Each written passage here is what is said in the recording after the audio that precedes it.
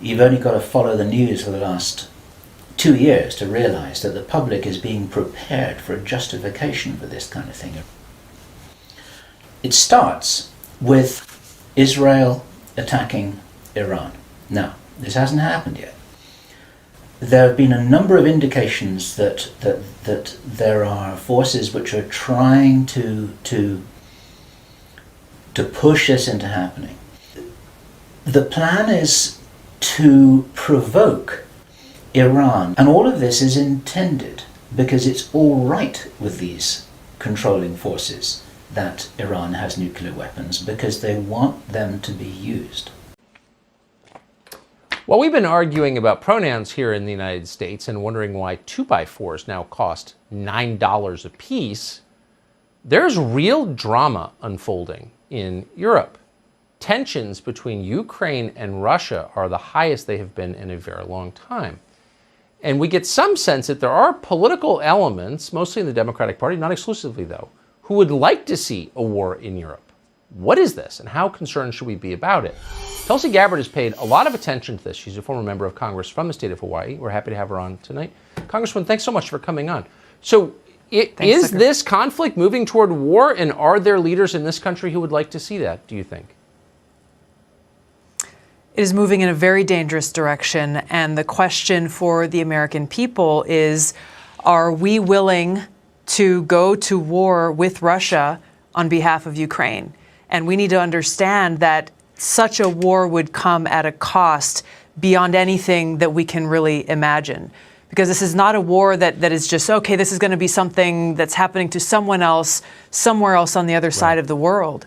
No, this is something that will directly impact me and you, Tucker, every single one of your viewers, and all of our loved ones. And this is a war that is not a game. It's a war in which there are no winners, because you've got, thousands of nuclear weapons that the United States has aimed towards Russia.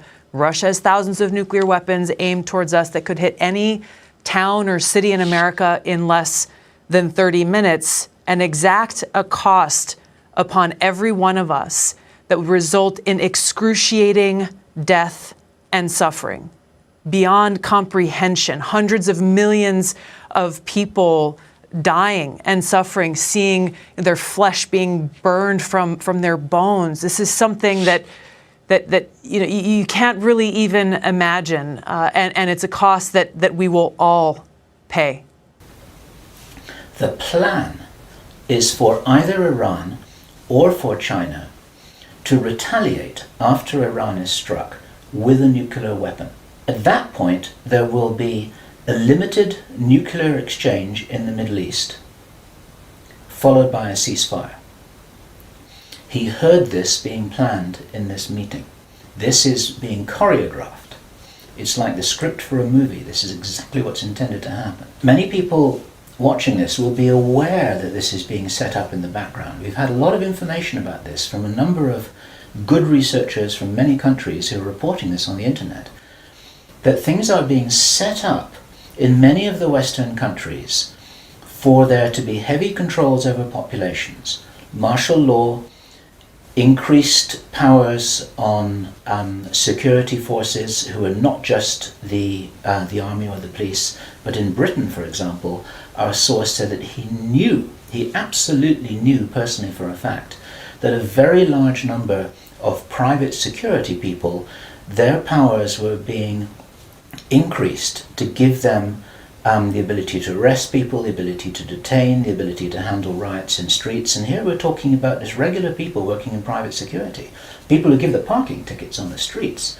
Their powers are being increased in the same way. COVID-19 wardens will be allowed to detain persons who fail to abide by health and safety protocols. However, Deputy Police Commissioner Milton Daisy says they will not be members of the Royal St. Lucia Police Force. When we have done the final selection, persons would be given powers of arrest by the Commissioner of Police. They will demand from their governments that there are heavy controls over travel, over communication, over people who meet, over people who protest in the streets. They want to make sure that they don't have crazy bombers on aeroplanes, crazy bombers in the shopping malls.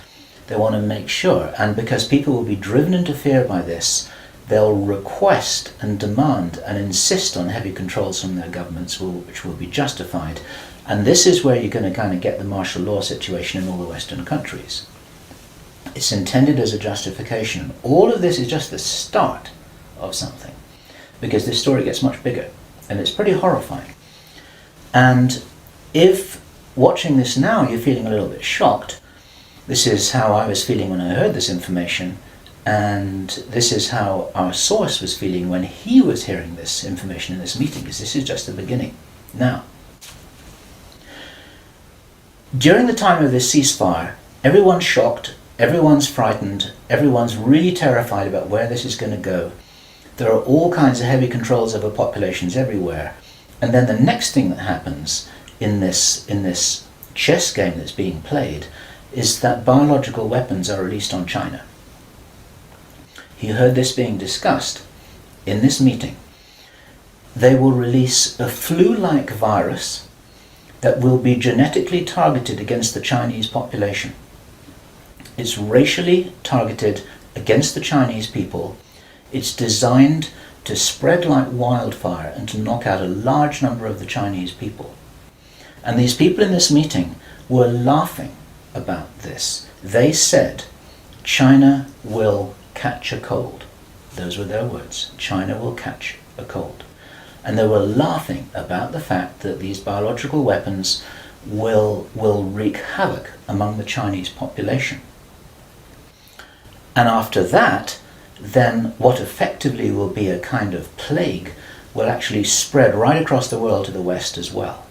Our source was not clear whether this was a Chinese retaliation or whether the thing would just spread out of control in the way that it would be very understandable if it did, whether it's racially targeted or not. These things actually mutate. There's a pandemic that really is sweeping across the world and really is killing people very visibly. And you've got this totalitarian military lockdown in all the governments in the Western world because everyone's going to be in panic about all of this. What is this about? Why are they doing this? Why this insane Dr. Strangelove plan for just unleashing all of this stuff on the world? Why do it? Now, as our conversation went on, I started to find answers to those questions. Now, some of this is speculation. I want to share this speculation with you because it's important enough that we work together here to figure out what's going on. And there are some clues, there's some very important clues that I'm going to present to you here in this video. He said, absolutely, it's about population reduction. So I said, well, in this meeting, did they mention any figures? And he said, yes, they did, 50%. Half the world's population. This is planned as per the Georgia Guidestones. For those of you who don't know what the Georgia Guidestones are, it's a stone monument in Georgia in America that was erected anonymously a number of years ago. It's in 8 languages and it's like an Illuminati manifesto for a new world, as it were. The international travel ban for England will start to be lifted slowly in 10 days' time. Portugal, Israel and Gibraltar are on a list of just 12 green countries that you will be able to travel to without quarantining on return. But some on the list, like Australia and New Zealand, won't actually let you in. This morning, we are verifying if the COVID-19 pandemic was predicted nearly a decade ago. That's the social media claim circulating as more states put restrictions back into place. Jason Puckett is sorting out fact from fiction. Let's start with the claim that this lockdown was planned more than 10 years ago in the, quote, Rockefeller document. Now, there are a lot of claims in these posts. They say that the Rockefeller document talks about a contagious but low mortality rate virus, that it would have a weaponized version, that the virus would be transported between labs and smuggled out by China, that they'd fund government agencies and give them talking points and scripts, and that governments would coordinate a vaccine development and multiple lockdown phases. Okay, that's a lot. Right-hand side of the document, it shows a picture of video cameras recording and surveilling people. Lockstep. Here's the first narrative. It's called Lockstep. a world of tighter top-down government control and more authoritarian leadership, with limited innovation and growing citizen pushback. Sound familiar? Hang out for a couple more minutes here. Now, in this scenario, we'll begin right here. Here's the scenario, the beginning of the scenario. Keep in mind, folks, this was written in 2010. In 2012, the pandemic that the world had been anticipating for years finally hit. Unlike 2009's H1N1, this new influenza strain, originating from wild geese, was extremely virulent and deadly. Even the most pandemic-prepared nations were quickly overwhelmed when the virus streaked around the world, infecting nearly 20% of the global population and killing 8 million in just 7 months, the majority of them healthy young adults. The pandemic also had a deadly effect on economies. International mobility of both people and goods screeched to a halt, debilitating industries like tourism and breaking global supply chains. Even locally, normally bustling shops and office buildings sat empty for months, devoid of both employees and customers. The pandemic blanketed the planet, though disproportionate numbers died in Africa, Southeast Asia, and Central America, where the virus spread like wildfire in the absence of official containment protocols. But even in developed countries, pay attention here close, pay attention, this is very important. But even in developed countries, containment was a challenge. The United States' initial policy of strongly discouraging citizens from flying proved deadly in its leniency, accelerating the spread of the virus, not just within the U.S., but across borders. However, a few countries did fare better, China in particular. Why are they flagging out China here, folks, in this scenario? Think about that for a second. The Chinese government's quick imposition and enforcement of mandatory quarantine for all citizens, as well as its instant and near-hermetic sealing off of all borders, saved millions of lives, stopping the spread of the virus far earlier than in other countries and enabling a swifter post-pandemic recovery. China's government was not the only one that took extreme measures to protect its citizens from risk and exposure. During the pandemic, national leaders around the world flexed their authority and imposed airtight rules and restrictions, from the mandatory wearing of face masks to body temperature checks at the entries to communal spaces like train stations and supermarkets. Even after the pandemic faded, pay attention here once again, even after the pandemic faded, this more authoritarian control and oversight of citizens and their activities stuck and even intensified.